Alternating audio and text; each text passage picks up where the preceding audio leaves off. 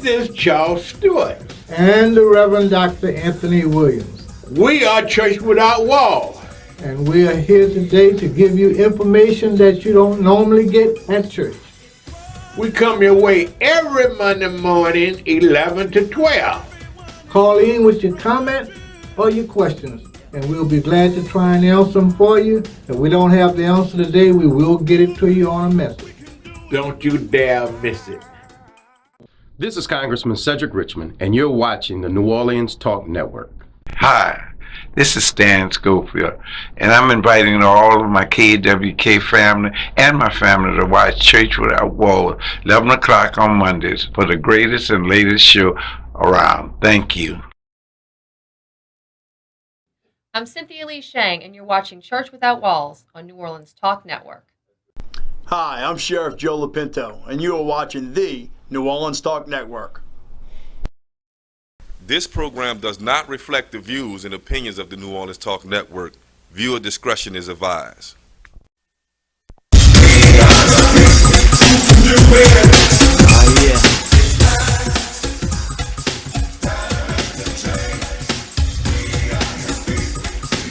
Yo, Mob, kick it for me one time. What is the world coming to? Seems like everyone is running from the truth. Good morning, good morning, good morning, good morning. You are listening and you are watching Church Without Walls in the studios of the New Orleans Talk Network. We're here every Monday morning, 11 to 12 Central Standard Time. We invite you to not only listen to us or watch us, we ask that you, if you would like to, participate into the show. And we're here every Monday morning, 11 to 12 Central Standard Time. You can download your app, www. New Orleans Talk Network, or you can watch us on YouTube, Instagram, and Facebook. The show was designed with you in mind, that we would have a conversation with those. We would have a conversation with those that interested in what's going on in the community, and we talk about things normally people that go to the church house on Sunday, many of them don't talk about. But we need to get involved with what's going on in our community. There's a lot going on around us, and we be caught sleeping.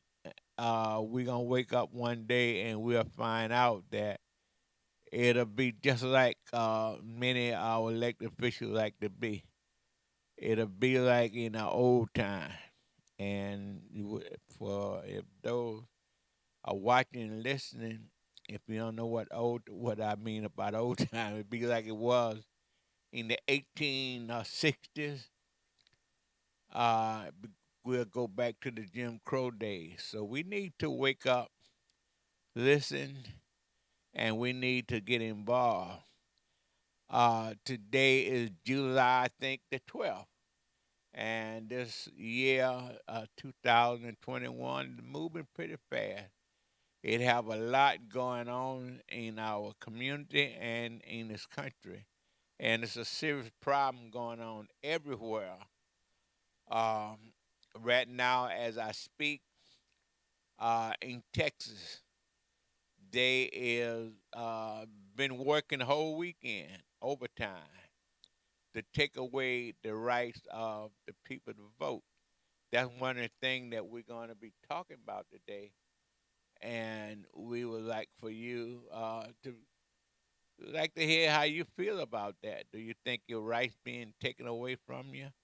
Or do you care? I'm hoping that you would like to get in on the comment section. You can call us at 1-563-999-1808. Again, 1-563-999-1808.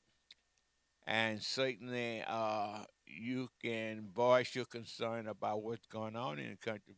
But before we talk about that, so much is going on in the state of Louisiana. This broadcast is come from Railroad, Louisiana. Uh, Many people may not know anything about Morel Road because this broadcast is all over the country. Uh, Morel Road is maybe say 10 minutes from New Orleans. We're right across the river from the great city of New Orleans. Everybody knows about New Orleans, but Morel Road is located in Jefferson Parish. And we're at 7603 West Bank Expressway. If anybody like to pass by the studio and holler at the director, Mike Terrace, or you can come in and holler at Reverend William or myself, Charles Stewart, and we'll be glad to hear your voice, your concern, and also want to say that so much is going on. We don't want to start the program without mentioning that our former governor, uh, Edward, had passed away this morning. I had got some news Saturday that his life would be shortened, and I was told that Saturday, and I wake up this morning to find out that he's no longer with us. He's going on to be with the Lord. So we certainly praying for his family and people who know him across the state know that he was a very colorful governor, and he was one of the most articulate governor that this state ever had. And I think he was elected 3 times. I don't think no other governor has served the state 3 terms. So he certainly lived his life, and many people loved him, and many people hated him, because his stand. I know that talked to someone this morning. They say, I wish that he was here. Said someone said a couple of weeks ago that if he could run again, they would vote for him. So certainly it's have a lot of love for him in the state of Louisiana, and I have had dinner with him. I know 2 or 3 times, and was a matter of fact, I had MC a program once in Kenner. He was the keynote speaker, and many times, I had the privilege to meet him and talk with him, and he always had a concern for people in the state. I mean, people, they accuse him of a lot of things, but I know I only can speak for when my conversation with him. He always loved the state of Louisiana, and he wanted people to have a better quality of life. And that's where I know him from. I remember when he wasn't governor, he was the keynote speaker at the Quality Inn Hotel in Kenner, and while he was waiting for them to call him to come up and speak, they had a program that was going on at many times you have banquets where quite naturally they have a program, and you have very few people come up and talk, and a lot of singing going on. But I noticed I went to the bathroom on my way coming back from the bathroom. I looked in the room. He was sitting in there by himself, and he was sitting there. He was meditating and praying. And I went in and talked with him, and we talked there for a while. But after the banquet was over with, I told some friend how he was sitting in that room by himself. But he wasn't governor at the time. He just was a regular citizen. And do you know that that when he was governor, it would have been more people in that room trying to get to him, to talk to him, then it would be in the banquet room. But by him, no longer, he wasn't governor at the time. He was there by himself, and it make you think. A song that I think Bobby Womack made about nobody wants you when you're down and out, when you no longer have the power. How people seem to distance themselves, but when you in power, everybody want to be around you. Everybody want to shake your hand. So he was a very powerful man. I don't know what arrangement they have. I'm more sure his body would be at the Capitol in Baton Rouge. I'm more sure you're going to hear a lot about him, who Edwin Everett was. And certainly I can tell y'all that the time I've been in his company with him, he loved the state of Louisiana, and he went through a lot. Many of y'all know he went to jail. I mean, he done been through a lot of ups and downs. I know he had a 10-year prison sentence. I don't know how many years I don't know if he did the whole 10 years or not. I wasn't keeping up with that, but he certainly is someone gonna go down in the history. They would always remember Governor Edwin Everett. So we want to again say all our condolences from the New Orleans Talk Networks and Church Without Wall. We send our love and prayers out to his family. We're going to take a break, and we'll be right back. You are listening, and you are watching Church Without Wall.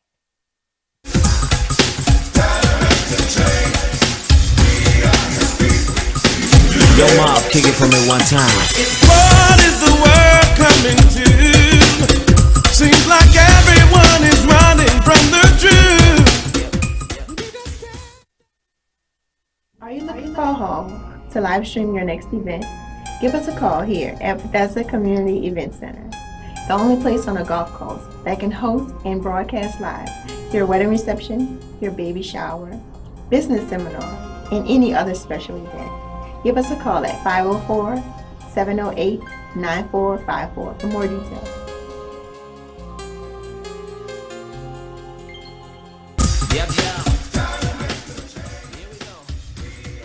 This is Charles Stewart. And the Reverend Dr. Anthony Williams. We are Church Without Walls. And we are here today to give you information that you don't normally get at church. We come your way every Monday morning, 11 to 12. Call in with your comment or your questions, and we'll be glad to try and answer them for you. If we don't have the answer today, we will get it to you on a message. Don't you dare miss it. The New Orleans Talk Network, now on your mobile device, on your computer, in your ear, and interactive. It's new, it's innovative, and it's on your mobile device. Android, iPhone, iPad, and on your computer. Take us wherever you go. Because we're interactive. 504-341-TALK. That's 504-341-8255. This program does not reflect the views and opinions of the New Orleans Talk Network. Viewer discretion is advised.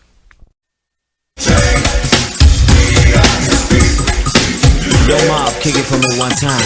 What is the world coming to?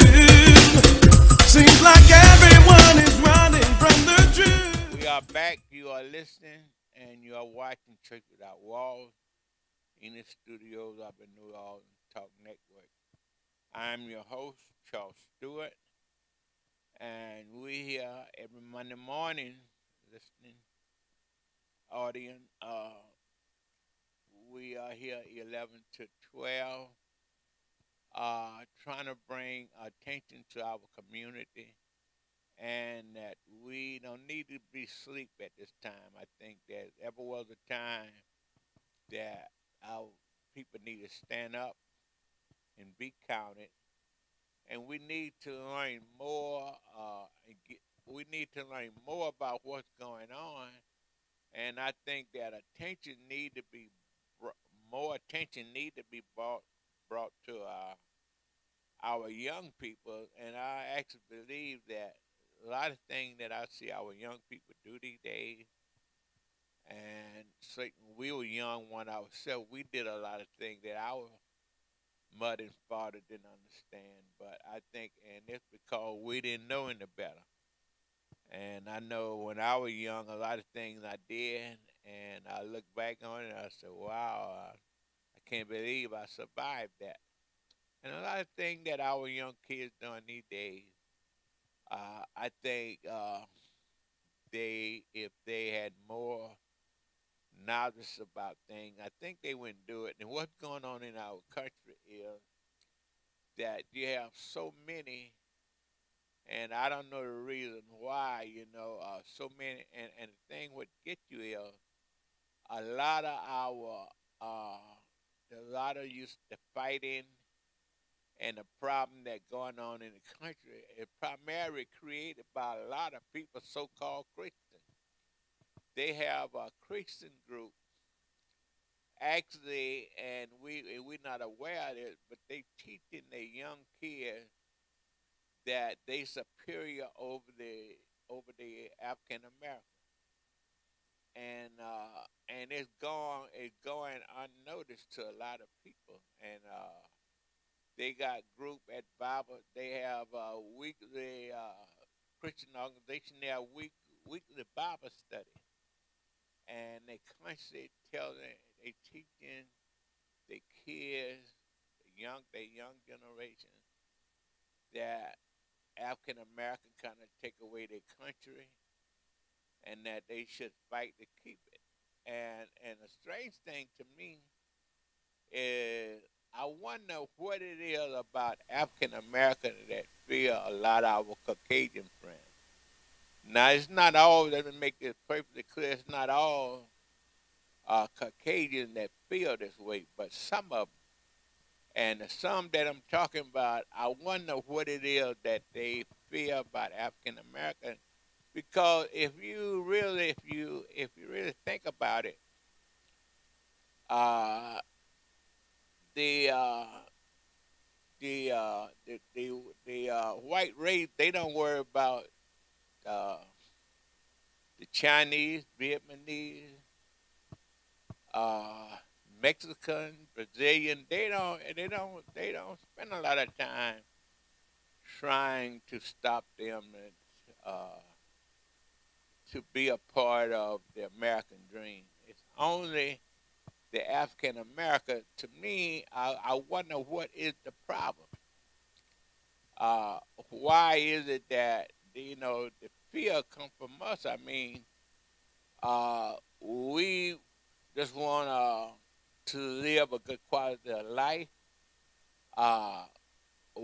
God bless us to be great basketball player, football player, everything that you name. God have blessed many athletes. Don't care what sport it is, but that don't mean that African American is being superior over other race. I mean, you got great white basketball player, football player, some of the best ever did it.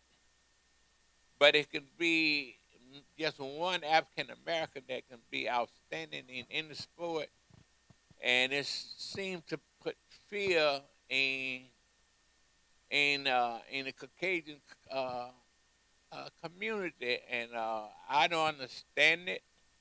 And maybe somebody out there that listening can give me a better appreciation to understand why is it that African America have to fight. They've been fighting for years, as long as I can remember. You go back to the 1800s. They've been fighting for their right, and I think that what's going on right now in this country, that some of I know that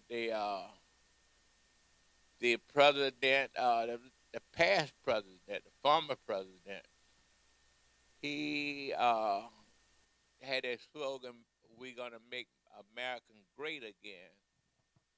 And for whatever reason, my spirit, and I'm not saying the Holy Spirit, but the spirit in my mind, when that slogan came up, "Make America Great Again," I had talked to and spoke to many of my friends that when he said "Make America Great Again," that means that he's telling the people that we want our country back, and the way it could be great again if the white brothers and sisters be superior, they take over their country. And don't you find that to be strange that during the election when they were recounting the votes and and it's something that never did really come out, and I think a couple of times they talked about it where they said that them votes don't count. And what he really meant, and it's just my opinion, that it was primarily where the African American precinct was, and the county heavily populated by the African Americans. They said them votes couldn't count. Actually, those people, I think that they believe that African American votes shouldn't count. And that's just the way that they look at it, that your vote don't count. They like they figure that you're not smart enough, you don't understand what you're voting for. I mean, I don't understand the reason why they figure that you can be American citizen. You pay your taxes. You get up every morning. You work hard. Many of us put in our 8 hours. We do everything that we're supposed to do, and yet and still our vote don't count. And then the hard part about that, the people that say that our vote don't count, they don't even pay taxes. They learn how to avoid taxes, but yet and still the people that pay taxes work hard and do everything they're supposed to do.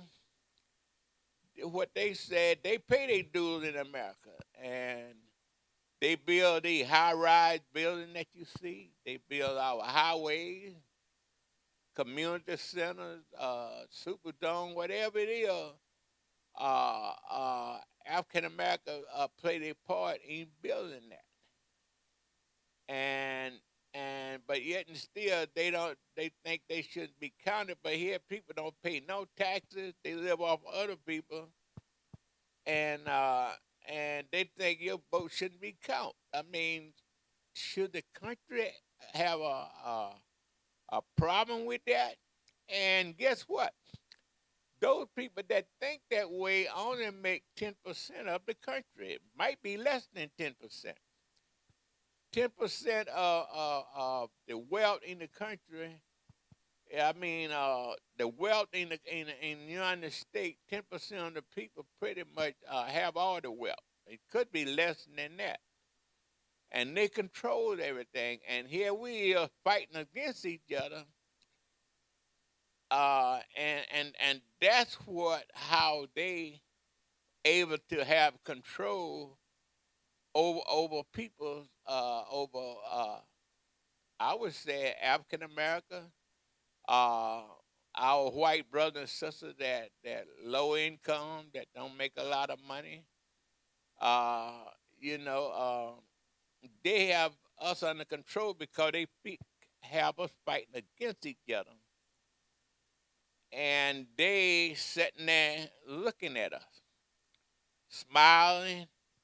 And I know they have meeting on us many, many nights and days, how they keep control. And the way you control people there, you put fear in their mind and in their heart, and it's going to be a fight from now on. But think about it. The people that cause all the problems in the United States now, and I probably throughout the world, is the rich people that have all the wealth and all the money. They're the one that supply the drug for the community. No poor guy, understand me real well, have money to fly airplane across sea, Colombia, wherever they may go and get the drugs and bring them to the United States. They don't have no ship or they don't own the airplane. But who that bring that here?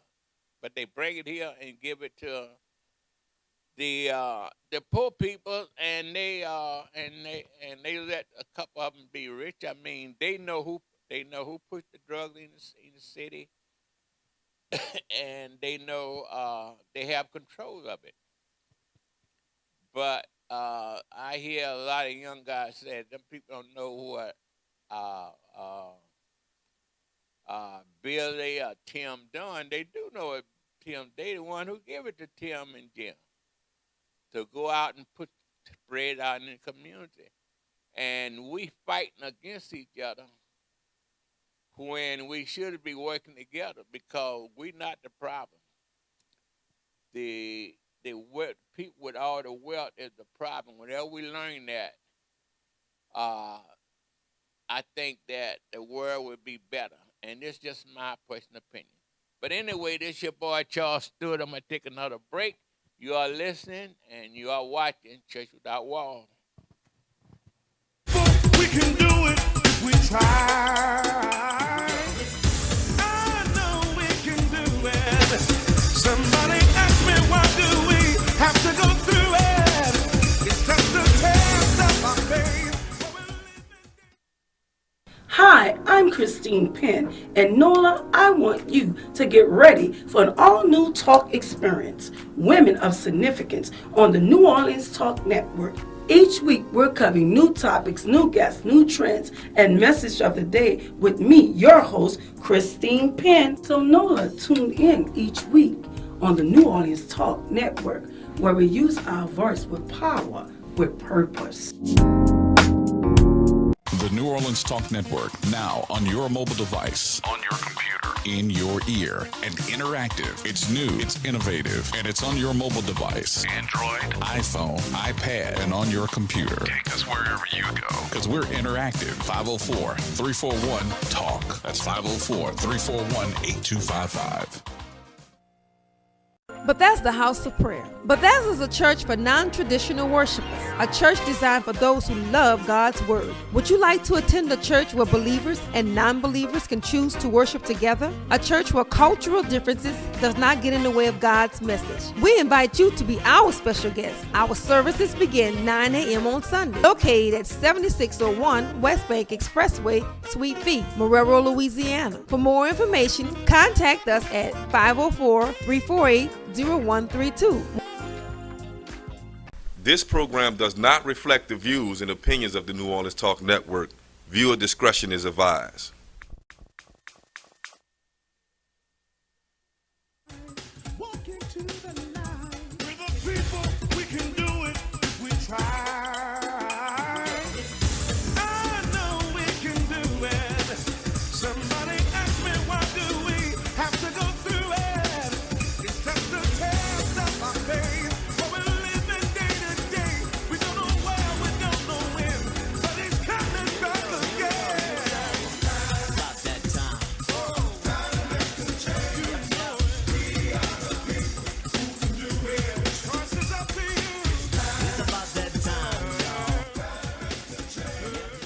We are back. You are listening and watching Church Without Walls in the studios of the New Orleans Talk Network. Your hosts are Charles Stewart and Reverend Dr. Anthony Williams.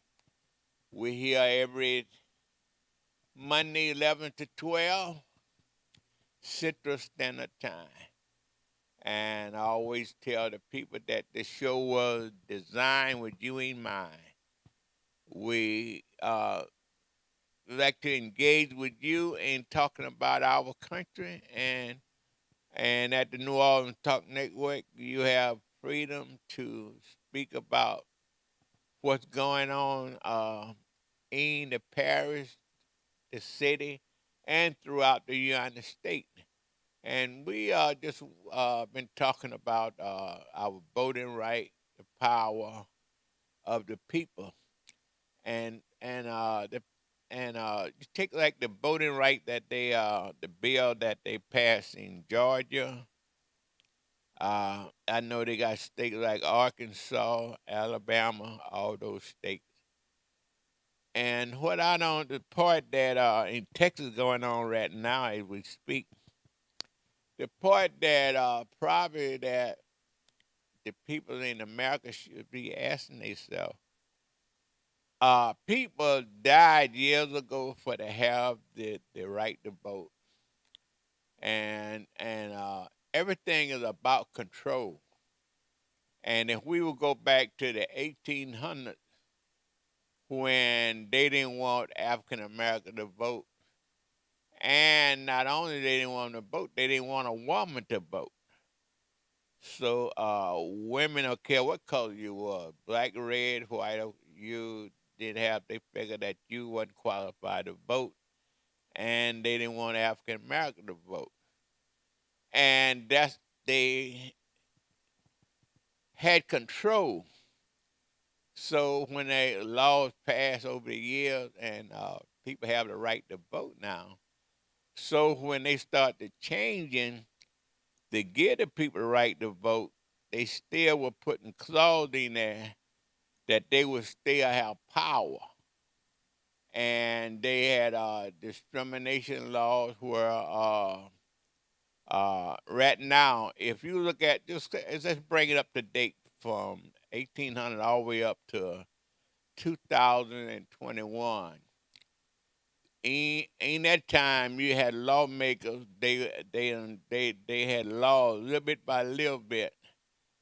They done had laws that control how the country being run, and for those in power, stay in power. For instance, like when they said that they want to give African American the right to vote, and also they was giving them the right to participate in economics. That's what it's all about. You know, you can talk about voting, but economic is the real deal that they have in mind. Now, when they pass some of them laws, think about this here. Like they passed a law saying all federal contract, African Americans can have 33% participation when they make a contract legal. They should get them a percentage. So when they passed that law, that African American, they also put in that law that, like I said, people always have a gimmick. They put a white woman in there, and they made her a minority also. They said, well, if the black don't have the right to get 33% of a contract, well, the women were discriminated against, so we're going to make a white woman. So right now, a white woman is considered a minority when it comes down to federal contract. So what happened there, say you is a white contractor, and if you want to continue to control the wealth like the law you laid it out to be, so if you got a company that can be been in business for 50 years, so you put it in your wife's name.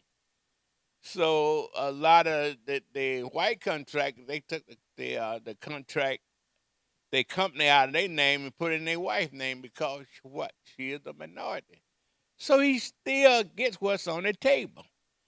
And this is why, like they said, when a pie being baked, if you don't know the ingredient that's going into the pie, you don't understand all the components of it. And a lot of bills that done passed saying that equal right for all, I mean, that's just talk in a song, but it was brought to my attention yesterday that, Dr. William had asked me, why is they so hard on the African American, why they don't feel that way about the other race, Japanese, Chinese, Vietnamese, whatever it may be, why they not hard on them? Because I just think my personal reason answer would be for that is because the Japanese, they deal with strict economic. They start businessing and they be patronized the same way like people come from Brazil, everywhere they come. Mexican. If you look on the West Bank, on the Paraco Boulevard, they got restaurant that was owned by white American people from Mexico take over, and they got tacos all over the Paraco, right before you get to right between AIM and Barataria. Why? They be patronized. People patronize for whatever reason.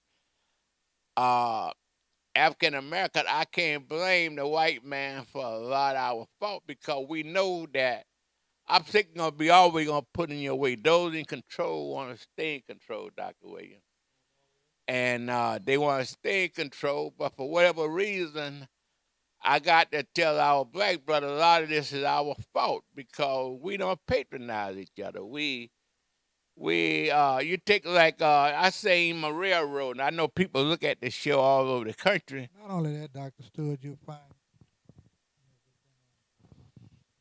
Dr. Williams, how you getting your mic straight? All over the country, people are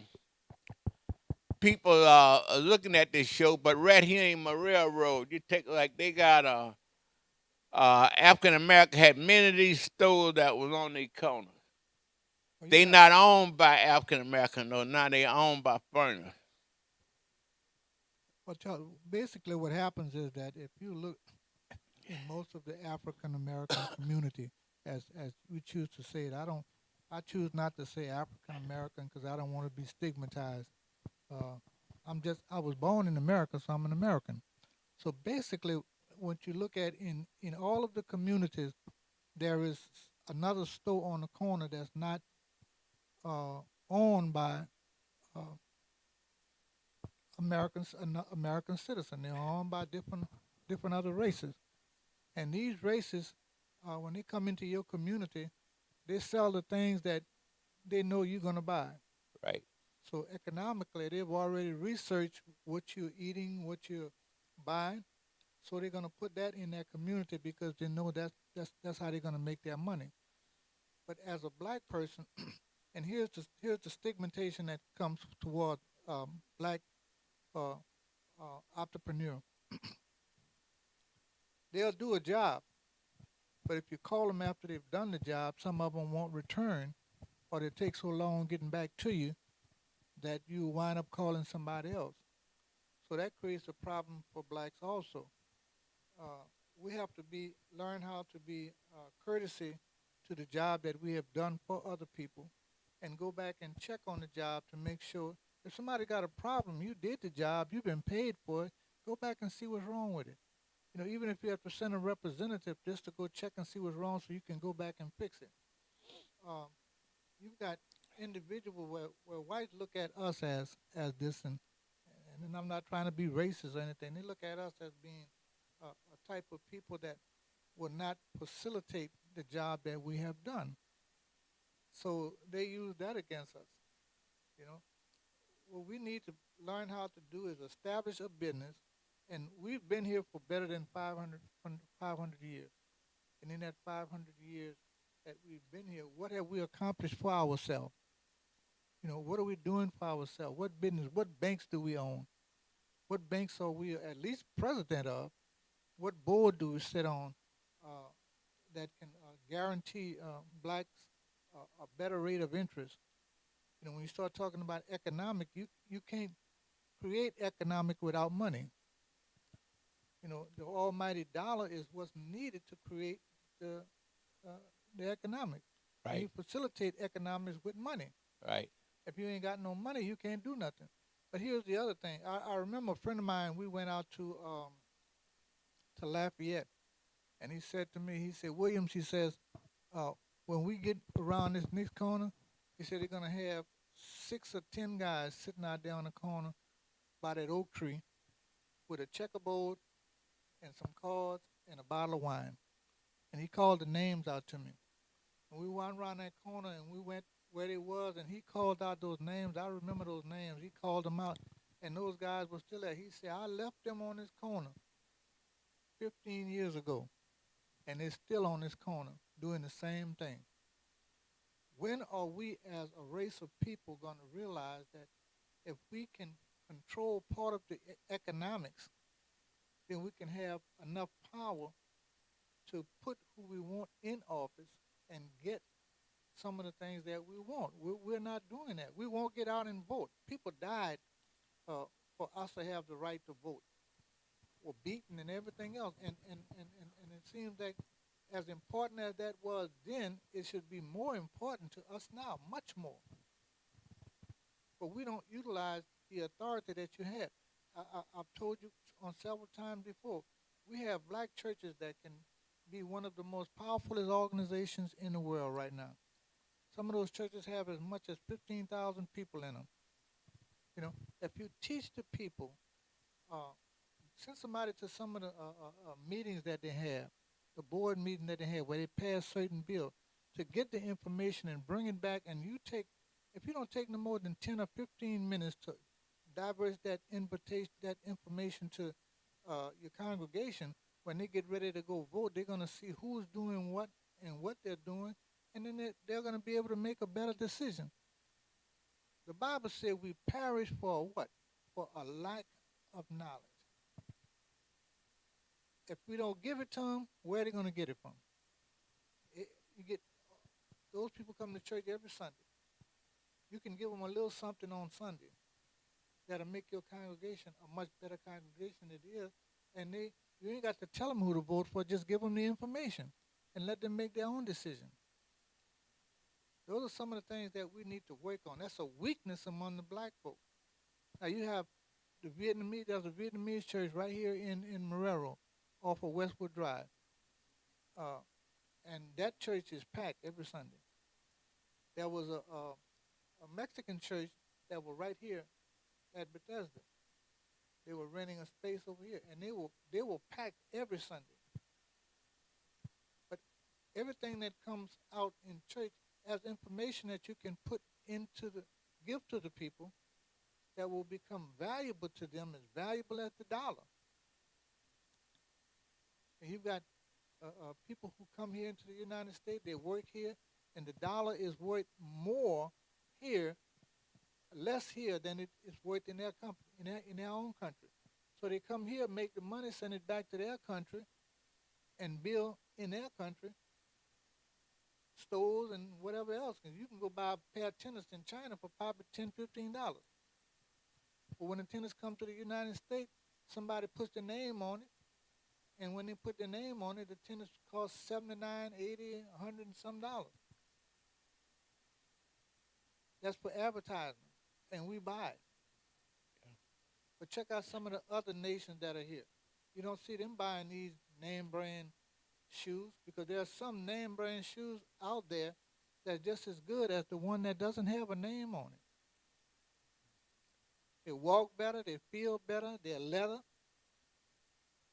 So we as a race of people have to learn how to utilize the economy to our advantage and not our disadvantage. Granted, there's some clothes that you buy, you got what's called first, second, and third run. That's the material. And then they're use the third run, which is a better grade of material, a better blend of whatever they're putting with it, and then makes clothes out of that, and that's costs you a little more. Take that break now, Doc. We got to take another pause. You are listening. You are watching Church Without Walls. Reverend Dr. Anthony Williams and Charles Stewart.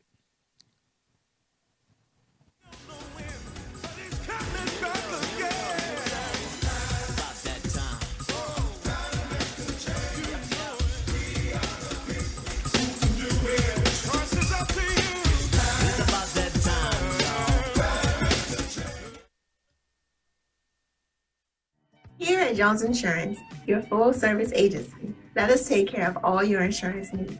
We provide homeowners insurance, flood, rental, commercial, auto, and life insurance.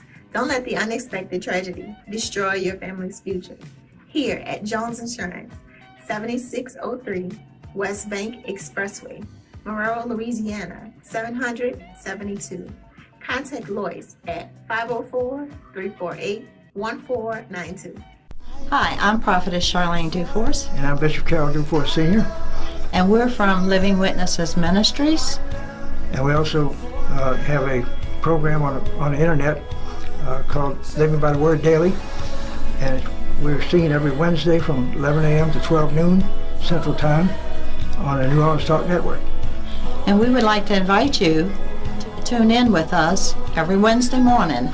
Again, 11 to 12 noon Central Daylight Time. Please join us as we teach the Word of God. Thank you and God bless. God bless you. Listen up. Your customers, our listeners, could be hearing about your business right now. Yeah, right now. Don't miss out on the opportunity to advertise with NewOrleansTalkNetwork.com. Call our business department today at 504-475-4793 to hear about our great rates. NewOrleansTalkNetwork.com. We provide the people, you provide the business.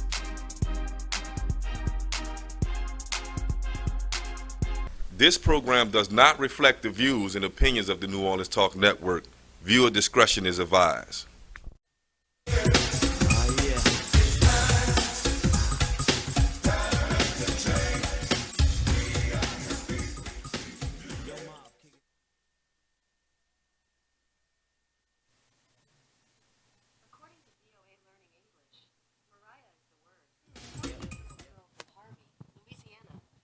We are back. You are listening and you are watching Church Without Wall in the studio of the New Orleans Talk Network. We here, I say, every Monday morning, 11 to 12, talking about our community, which we love so much. Your host, Dr. Anthony William and Charles Stewart. And our goal is to get the community and the country involved with things that affect our family so much. And I think that we need to put more priority on our family than we really do. I mean, if we love our family, we should teach them more about what it takes to live in this country. From what my understanding, Dr. William, is from what I believe, my understanding, it could be totally wrong, but I think everything it's about the mean green. Like the OJ made that record years ago. The love of money make you kill your brother. It'll make you hate your father. That mean green, and that's what it's about. If you look at it over the country, it's not about loving the country anymore. It's about the green, money, and power. I mean, we want all means necessary. We want to have the power. You take let's look over in Texas over there. Right now, I done said this 2 or 3 times earlier. They fighting in the Texas legislation right now about keeping people from voting. What they want, I see they arrested. They want to arrest a guy 52 years old. He got in line and he voted, and they say he wasn't supposed to vote because he was on probation. In other words, if you been on probation, you're not allowed to vote in Texas. It's a federal crime. Now, I think if he convicted, he could do 20-something years for wanting to vote. I mean, think about this. I mean, people should be fighting, those legislating, fighting to keep you from voting. Those are the people supposed to be fighting for you to have the right to vote. I mean, everybody make mistakes in life. The gentleman that they said was on probation, it must have been a minor crime because he wasn't in jail or whatever it did. But every one of them son of a gun that accusing people of breaking laws and all that, they more worse than the people in jail. The problem I have with that, Dr. Stewart, is that you take, for instance, an individual now who've gone to prison, he can't vote. That's another form of slavery, another form of controlling the black man and the black vote. Right. You shouldn't take that away from me. If I've served the time, I did the crime, I've served the time. So that should give me sovereign immunity against all of that other stuff that you're trying to push against me. Then you got laws that were passed in the past that were good for people, and that gave people their rights. But now you've got smart attorneys who are out there trying to change the laws so that it can fit the advantage of those in power. Those in power are not always right all the time. When you look at all of the stuff that we had a president that did what he wanted and had broke every law in the book and still breaking them. And nobody did anything about it. You know, I mean, think about what's happening right now. They write regulations that says you cannot do this. Then they put a word in there like except. You can only do that except this happens, and except that doesn't happen. Then they go down to the bottom and they put another clause in there that says only if this is done in respect to this can this become, can you not be held accountable for it. So you put laws in place that's designed to help the people, but what it does is it really confuses the people, because at one point you tell them they can't do it, then another point you tell them they can do it except this, then you tell them in another place they can't do this, they can do this if this happens. So basically it sets up a means and a method of confusion where people say, well, I can't do this because the law said it at the top, but when they get down to the bottom it says something else. So you've got smart attorneys now who took those laws and who are taking those laws and trying to change them to mean what they want them to mean and say what they want them to say. So you know, you be careful of the law. When you get a law, read the fullness of that law. And if you don't quite understand it, get somebody to interpret what it really means. Because there are some laws that's not designed to help you. They're basically designed just to confuse you.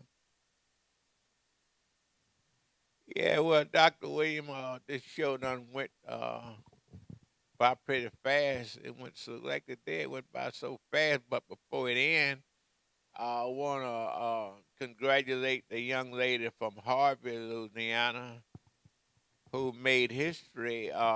She's the first African American to win the spelling contest. She could be, I don't know if she's the first American, period, to win it, but I know she's the first African American to win it. I think her name is Azalea Abrams. I hope I pronounce her name right. But we certainly, the whole country knows she is because she made headline news. The President of the United States gave her a call.